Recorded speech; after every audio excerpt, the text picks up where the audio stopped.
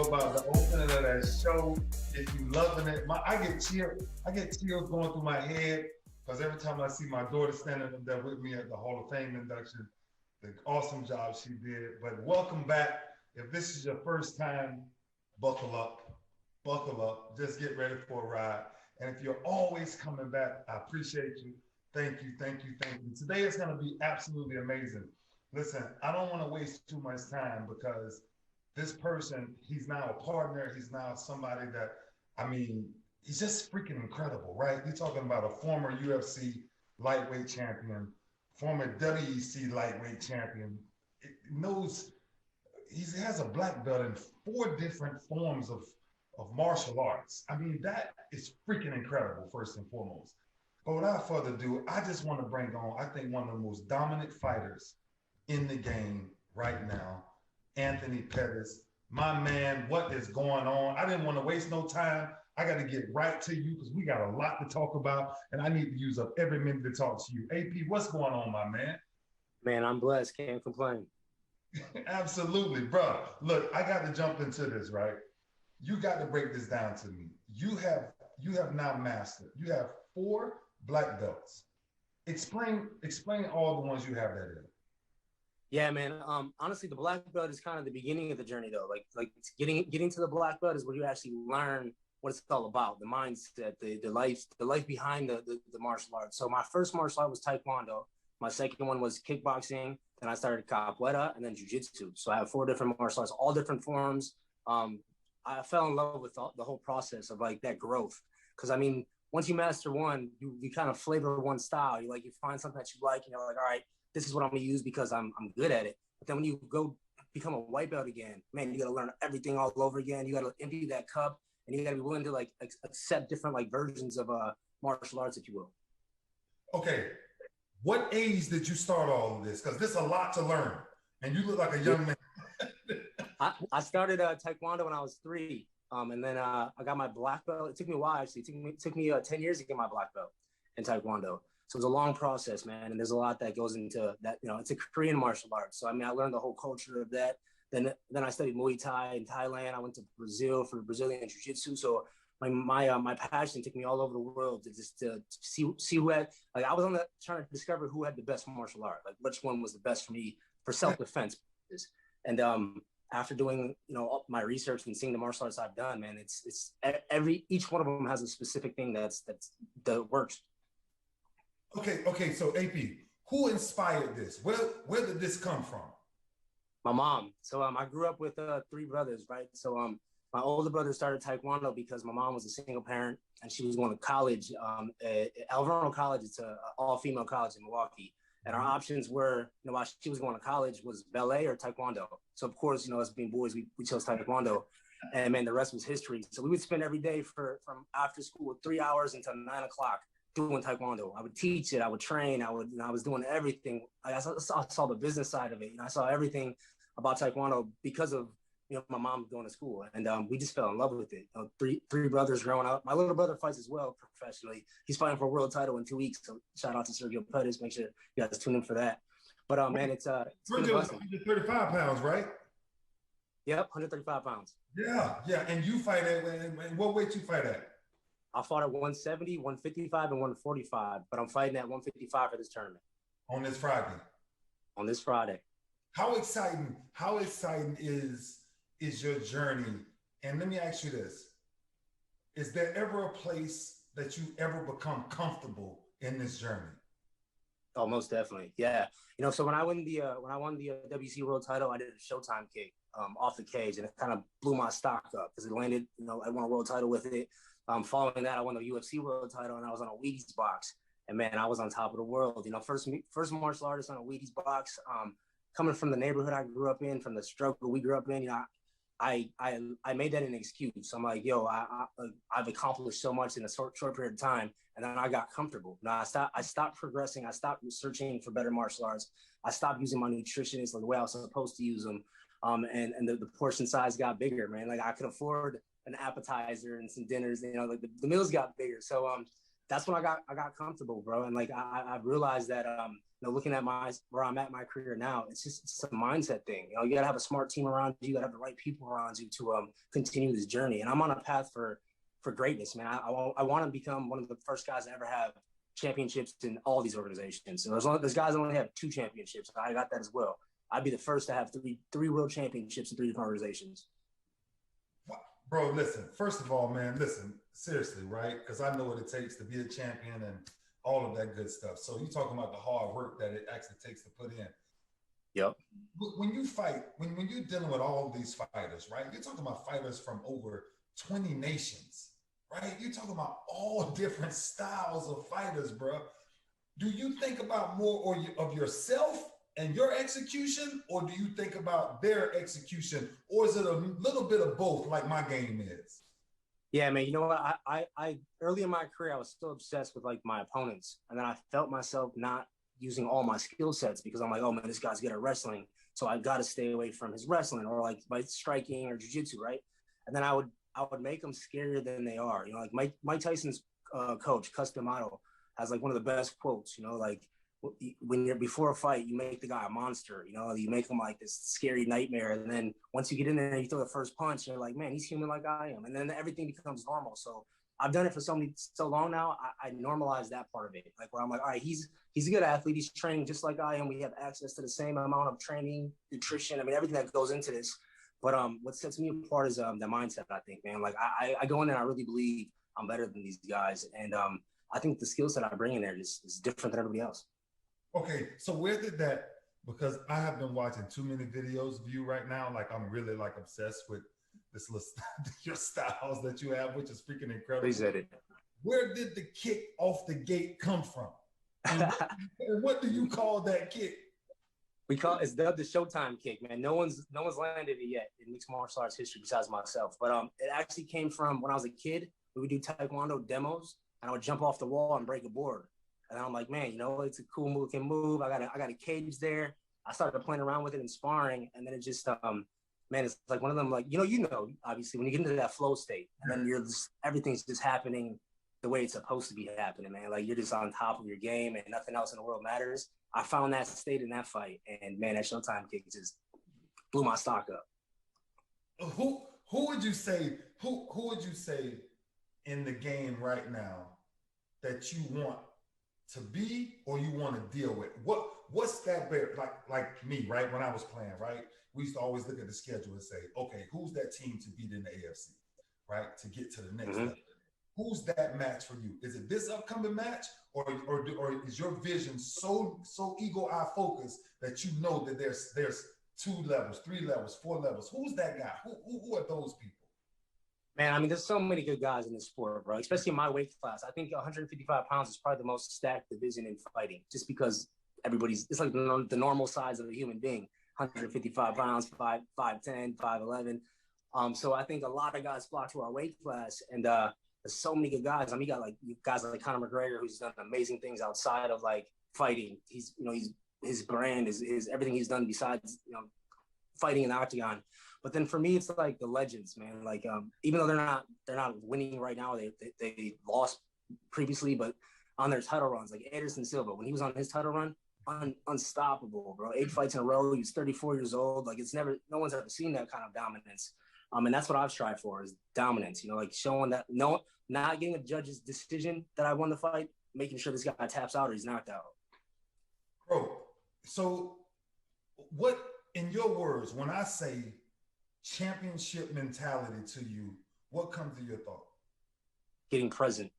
If you can get present in the current moment, man, that's what it's all about, especially in fighting, because so much stuff happens, man. Like even like my last fight, I got hit in the face and I got a bloody nose happen, and you smell that blood, and that triggers thoughts. I mean, we got 70,000 thoughts that come through our mind a day. So once that blood hit, my thoughts started running outside that octagon. I'm in different fights. I'm like fighting different battles. But now that I have this new skill set of like recognizing when my mind shifts, I can pull it back. But all right, let's get present. Let's do what I got to do to win this fight. All the stuff that happened in the past, that's not me. And being polite to myself. I think that's a championship mindset. Like when you make a mistake, you can't be a hard critic on yourself because there's no growth in that. Now you put yourself in a bad mindset. You put your in a bad frame. Your practice is really bad. So me now is like the championship mindset is being present. When I feel myself drifting, that ability to pull it back. And listen, I got to follow up that. How much courage does it take for you to train the way you train? And then how much courage does it take for you to get in those rings night after night to do it? Oh man, it's the scariest thing. You know, the world's watching. You know, if you make a mistake, you know, you're on YouTube, you're on World Star. You know, it's everywhere. It's not like just a match that, you know, between my gym members. So like, there's a lot at stake. My kids are watching. You know, you think about all that stuff, but I feel like once I realized that, you know, I can't control people's thoughts, I can't control their actions. All I can control is what I do. So like, I go in these fights now so clear-minded and so present, man. It feels amazing. It's the most zenful place for me out of everything. See, this is why I ask people this, right? And it's people like yourself, AP, seriously, because that was my mindset. When I walk into the game, and before I come out that tunnel, my mind is so clear. I'm at such peace because we train to do this. But my courage of my fear of losing, that's once that light comes on, I'm like, they got to get all of me. They got to get everything of me. So when I watch you fight, I watch your presence. And because I watched it last night, bro, seriously. I watch you walking in. And as I'm watching you walk in, I'm like, oh my gosh, look at this mindset. That's a mindset. That's a mentality. But that's a lot of courage. That's a lot of courage because a lot of people don't come back from that. Why you come back every time for training the way you do? Why do you come back? You got me hyped right now just talking about this, man. Like that feeling. And I got a question for you actually. Yeah. Like when you retired and like that feeling that you had walking out that tunnel, does that transfer to like other parts of your life, or do you have to find that? Like, is it like a natural transfer, or are you like, let me find the next thing that makes me feel that way again? Yeah, that's a great question. And it's not a natural transfer, but it is a transfer that's very available, right? And it's available in a lot of different things. And so where I use my energy at now is in cycling, right? And I get the excitement of trying to master cycling than we got going in the ring or going on the field, right? Because you got to learn it all over again, right? It's like every time you step on that bike, you got to start over, right? And that's mindset. That's it. And once you switch that mindset, right, it becomes a lifestyle. And you know this, right? It's like the way we're built because of what we did for so long. It's just a mindset. It's just making up your mind that I don't have another option. See, a lot of people got a lot of plan B's and C's. We don't have a plan B and C. We got a plan A, right? You're not walking in the ring and saying to yourself, oh, you know what? If I don't beat him, then I'll wait till next week. No way. I got to get this done. And that's where you transfer that even when you get off the field, off the gridiron, and when that side is done. Like, I have more fun now challenging myself now because I don't have that force in front of me, right? Gotcha. The only force I have in front of me now is you versus you, me versus me. And now I'm willing to, come on, man, I'm willing to go beyond the limits to test myself. I got to ask you this. Give me a little something about little bro. What makes little bro Sergio so good? Man, you know what? And I tell everybody this. I'm my little brother's biggest fan, bro. So when my dad died, I was 16 years old. He was killed in a house robbery across the street from my house. You know, and my little brother was 10 years old. And we weren't that close growing up. We were close, but not like we are now. But when my dad died, you know, I took him under my wing, and you know, I made sure I had two choices. I'm like, man, I could either like make an excuse and make this the reason why I'm doing A, B, and C, and D, or I can use this as motivation to you know, better my family. And man, I ran with it. And my little brother followed in my footsteps. But just so the way I fight is like chaotic. I love being in the chaos. Like, I force the chaos to happen, and I live in that chaos. Where he's just so structured and clean, like you would never see him make mistakes like I make mistakes because he's just so clean and structured. He stays to that mindset. So honestly, I think when it comes to the fighting, I think he's a better fighter than me. I just live in the chaos, so I do all the crazy stuff. Really? And have you guys ever sparred? Do you guys ever spar? Y'all ever mess around? All the time. Every Monday and Wednesday. Every Monday and Wednesday we go at it. He's honestly the only person, knock on wood, that's ever rang my bell. Really? really. And he's 135 pounds, man. Like I think he just knows my game and he knows my mistakes. And like I said, he's like a student of the game. He just studies and studies and like he's just so clean with his striking that he caught me walking in one time and man, I got a concussion and like it was a bad thing. I'm like, yeah, I wish that upon nobody. so I know. But I was happy he did it. So I know a lot of people is wondering what I'm wondering. So when you guys are actually going against each other, you are actually hitting each other for real in the mouth. Bro, it's a every Monday and Wednesday at our gym. It's a UFC, MMA, PFL tournament. It's all over the place. Like we have guys in UFC, Bellator, PFL. So we're all training to get each other better. And I think my coach does a great job at like we're trying to help each other out. So like in fighting, you don't have a team, but you have a support system. Like you go out there, it's all on you. But that support system has to be looking out for you to make you better, to put you in a position to win. So, we have a great culture we built. Okay, tell me about the PFL and how excited you are to actually be a part of this league. Oh man, so they didn't have a season last year, so like I was waiting for the season to happen, man. But like, so the format is, you have 4 fights essentially, and there's 10 guys, in your division. So right now I'm here, looking at all the guys that I'm gonna be fighting eventually this year. But it's whoever's the best is gonna become the champion in 1 year. And I love that format, man. So like, I think it makes it easier to follow. Like right now, there's so many fights, and I don't care what language you speak. I mean, you can go to the desert, you can go to Mexico, you can go to Brazil, but everybody knows what fighting is. Where like other sports, like it's soccer here, football here, basketball here, but fighting is just universal. I mean, everybody knows what fighting is. So I think when you think about this style of a tournament, there's so much to get caught up in. Like now I gotta win this fight. But if I win in the first round, I get 3 extra points. If I win in the second round, I get 2 extra points. If I win in the third, I get 1. So there's motivation in finishing the fight early. And then based on how many points you get, that puts you in your seeding for the playoffs. And then once you get to the playoffs, you got to win that fight to get to the championship. So it's kind of like the ultimate test. Like I've never went into a year and knew that I was going to fight 4 times, and I know when the fights are, and I potentially know all my opponents. So it's definitely like one of them things where you got to stay present, man. You can't let that get to your head because there's just so much to think about. Yeah, it's like getting in the playoffs in the National Football League, right? Yeah. That's once I win this belt, man. Like once I win this belt, I'm gonna make a ring though. I need a ring now because I just like this is a season format. We get belts, but I'm like, I need a ring because this is the season. You need a ring, so I'm gonna talk about that since I'm on the leadership board, advisory board. Tell them I'm gonna bring that up. My guys need rings. My AP say he needs a ring. Change it up. What if you had one thing to share with people on what makes you never quit? What is that? Never quit, man. And man, I lie to say I never quit, because I have in one fight I lost due to a body shot, and I felt myself quit. And that's the motivation right there, man. Like before that, it was like, I'm unstoppable, I'm invincible. And then I went down to 145 pounds and I fought Max Holloway, another amazing fighter. Yeah. And I got caught with a body shot, and you feel yourself. I mean, you have the option, you get hit with a body shot.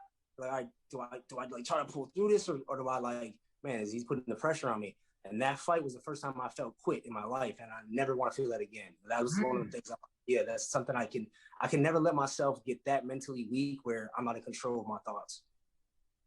See, listen. So it's interesting because this is why I do this, bro. Seriously, because a lot of people will never. They think that it's impossible to have this mindset in everyday life, but it's not. It's not impossible, right? You just made up your mind that you don't want to see that happen again. Facts, man. It's a skill set. I mean, it's really a skill set. There really is A, B, and C way to get yourself into the zone, a way to get yourself into positive thinking, and it's really a choice. Like once you make that choice, like I'm gonna be in control of my perspective. I don't care what she does, he does. I can't control that, but my perspective of the relationship is all I can control. And once you like that bleeds into my personal. When it started bleeding into my personal life, when I found out about it. Man, my life is blessed, bro. I've never been in this position where I felt so clear-minded and just happy to be alive, man. Just enjoying life. What's funny is, bro, seriously, you sound like me when I was playing. And my God, I tell you, man, I was at such a peace. I was like, I don't think people really understand what they're dealing with, and they just didn't understand it. If Anthony Pettis wants to be remembered, how do you want people to speak about you? First of all, I think the initial thing I was like thinking, like beginning my career, was like, yo, I'll fight anybody, everybody, any weight class, don't matter. And I think I accomplished that. 100, 155, 100, like anything I could make, I fought at that weight class. And I fought some giants, 170 pounds. This part of my career, I want to be remembered as the guy who changed the game up, man. Like the guy who gave these fighters the direction to seek more and see what else is out there, and to that mindset stuff, and being kind to yourself, like making sure, like, no matter what mistakes I make, I still can bounce back because of my mindset. And size does not matter, you're telling me. I mean, my daughter can knock me out. The right technique. Right now? Right now? Man, I mean, it's just, once you understand punching. How old is your daughter now? My daughter's 9. 9? So yeah. And it's not really, it's not like she's so skilled, but like, it doesn't take a lot of force to knock somebody out. You just got to hit that chin right. So like once somebody understands that concept, man, it's anything can happen. I learned that in football, playing the game. If I get that nice shot right there, yeah, it's a bad day. The little stinger, oh man, it's a bad day. I asked you this before we started, right? Are you at the mastery level that you can actually teach these skills that you have? Yeah. So when I was when my father died, so my passion came from teaching. So I opened up my first gym when I was 15, and I had 300 students, me and my brother. So I still own my gym, Pettis Martial Arts. We do Taekwondo, kickboxing, MMA. So I still teach actively. I think if you could teach something, then you're a true master, because then the questions come and you're like, you have to explain it, you have to work your thoughts out, you really have to know the technique if you're going to teach it to a classroom full of people. So yes, I do teach, and I think that's a huge part of the reason why I am where I am. So if I came to you, how much would you charge me to train me? Oh, free. All day, man. Let's do it. All right, come on now. I'll come to you. Let's have some fun with it. Look, I really want to get into it, man, because I'm getting back on the mat a little bit. Wrestling was my thing. So yeah. I'm getting back on the mat, and I'm messing around with Kenny Mundy. That's awesome, man. How long did you wrestle for? Oh man, I wrestled my sophomore, junior, and then I became the first ever state champion at my high school at 189. Then I won Greco-Roman national and freestyle national. Yeah, man. Wrestling is such a hard sport, man. I tell everybody, if you want to build some character, put your kids in wrestling, because that's some dedication and structure right there. The weight cutting, the whole season, man. It's real structure. Absolutely.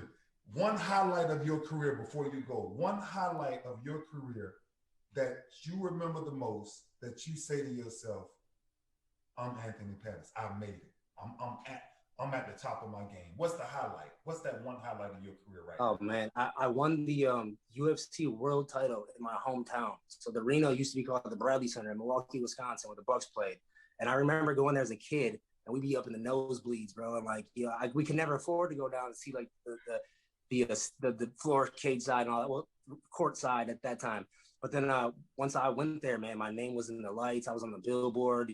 I was in the backstage in the locker room, and I'm like, I walk out. I'm like, everybody's here for me in my hometown.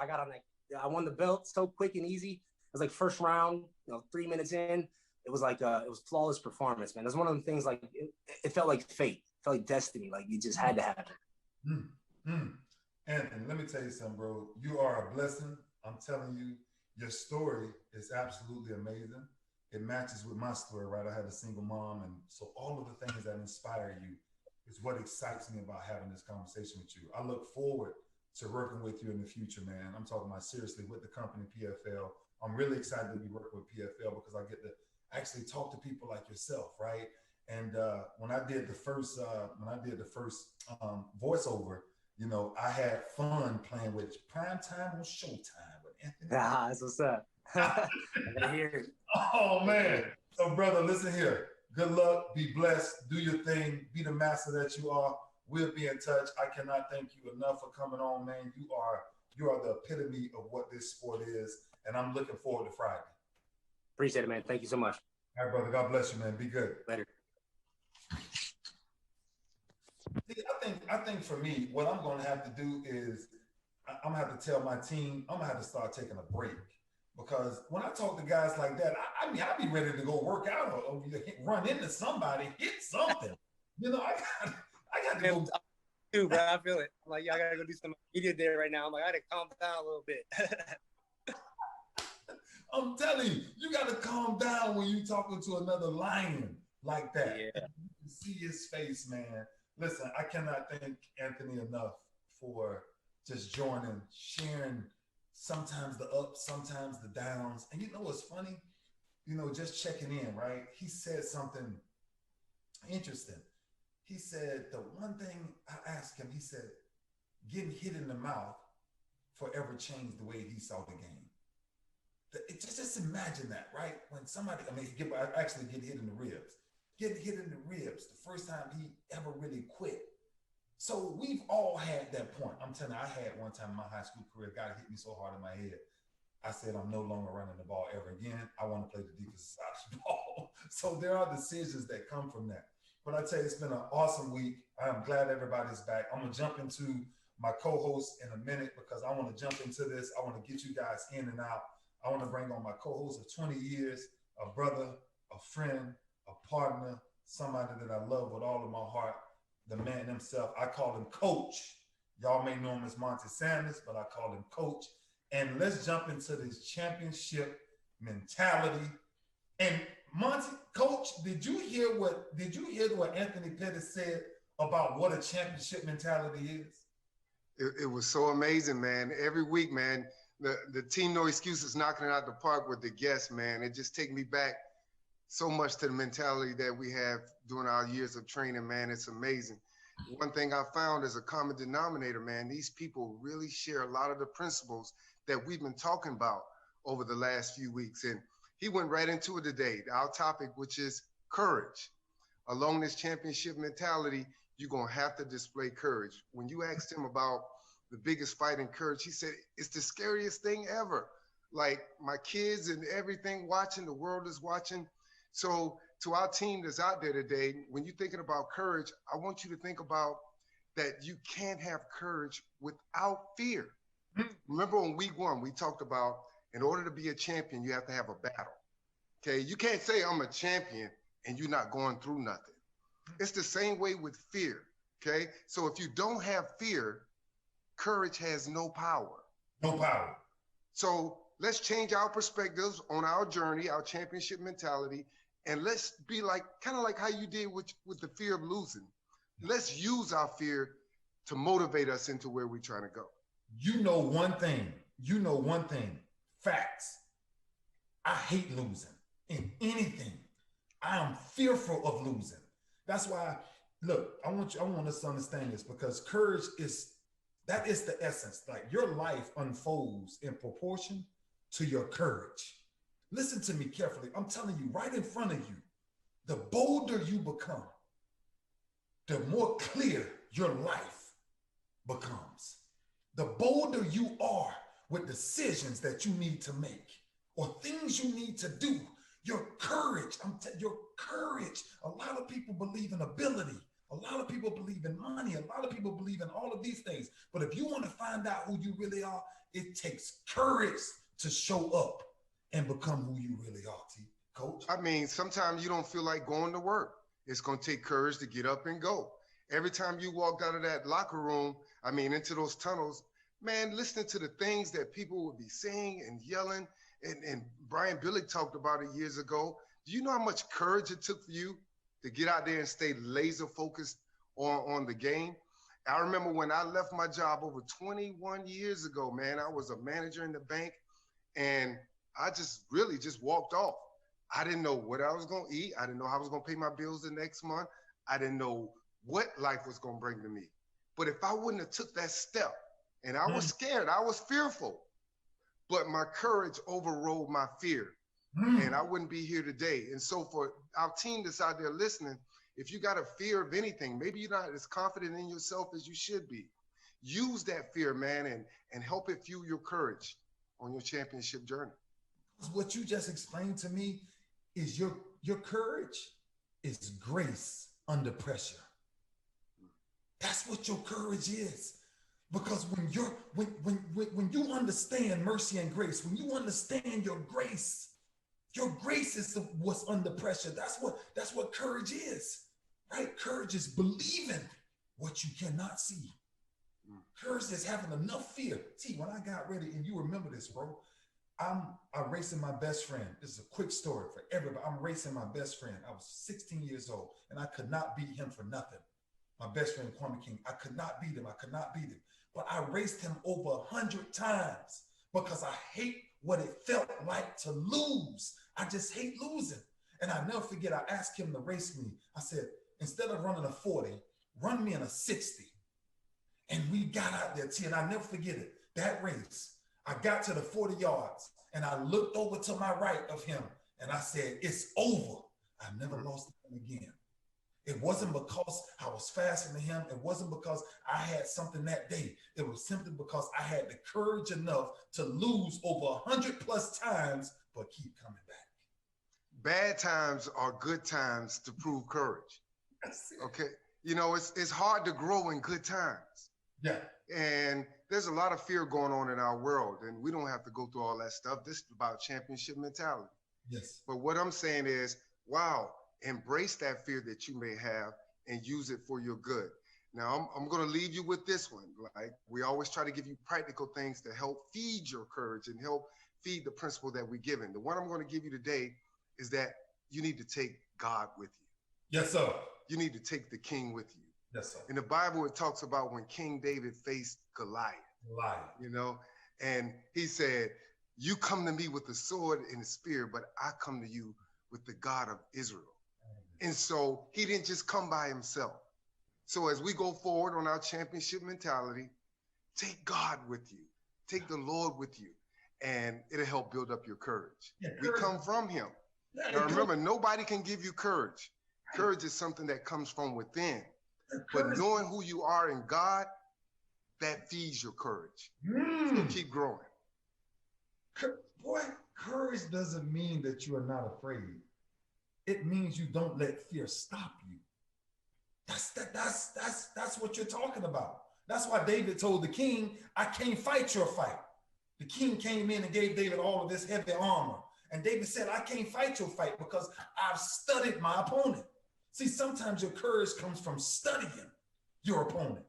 So even when your opponent may be bigger, like Goliath was, 9 feet tall, right? If you go into the Bible scripture a little bit deeper, David found out that the Goliath had a weakness. That's why Goliath, every time that he fought, he always said, come near to me, because he had a rare eye disease. So he couldn't see afar. That's why David stayed back from him.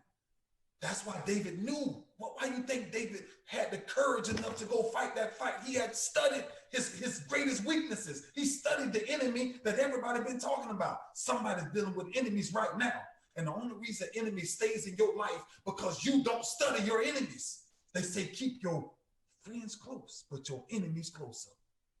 That's what courage is. Courage is being bold enough to stand up in the midst of fire and say, I'm not going to, even though I may be fearful. Every time I walked out that tunnel, I had butterflies in my stomach. And it wasn't about nobody else.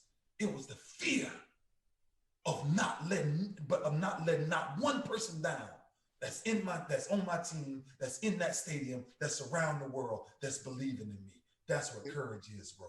Hey man, you can stand against any giant out there. Let's be encouraged, team. Yes. We really could stand against any giant out there. And let's have us a great week. And when fear comes, when it sneak in, whether it's in your mind or in a real life situation, it's the same way we use pain.